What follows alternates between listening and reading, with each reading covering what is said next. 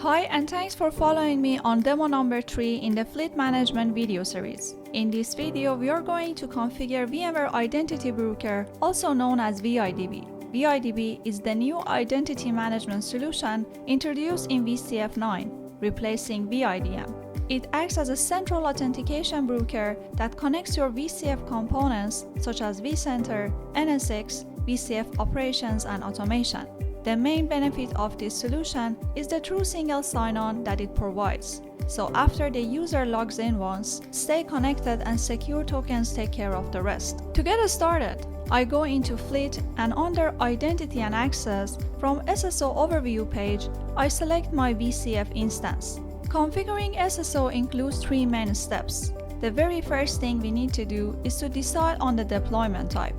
Here you will see 2 options: embedded and external. Let me quickly explain the difference. Embedded means there is no new appliance. vIDB simply gets enabled on the management vCenter, and all SSO traffic goes through that vCenter server.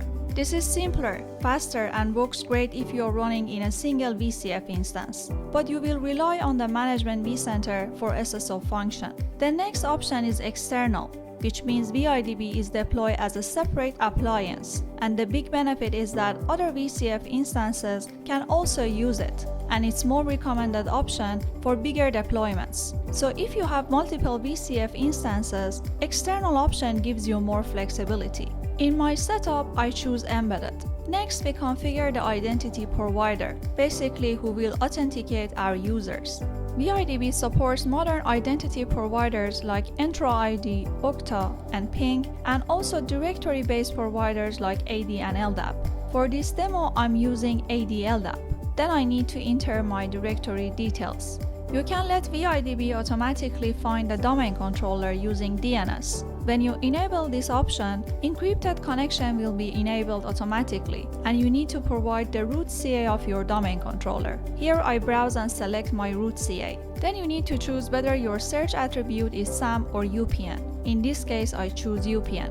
I set the base DN and then provide the bind username and password. I review the configuration and finish this step. As the next step, I configure user and group provisioning. I review directory settings, leave the attribute mapping as they are, and then I specify the base group DN and search for the groups that I want to give access. In this case, I choose 3 groups. Then optionally, you can also select individual users. In this case, I search for my user and select it. And remember, this is all editable later if you want to add or remove a user or a group. As the next step, I need to configure additional vCenter and NSX components. Now we choose which components we want to integrate with vIDB. Since we selected embedded, the management vCenter is already done automatically, but I can integrate my workload domain vCenters and my NSX managers. When you enable SSO for a component, vIDB reminds you that you need to assign roles later. That's expected, of course. I repeat the same process for my management NSX as well. As the next step, I go to VCF Management and choose Operation Appliance to enable SSO, which is pretty fast and straightforward. I repeat the same procedure for VCF Automation as well.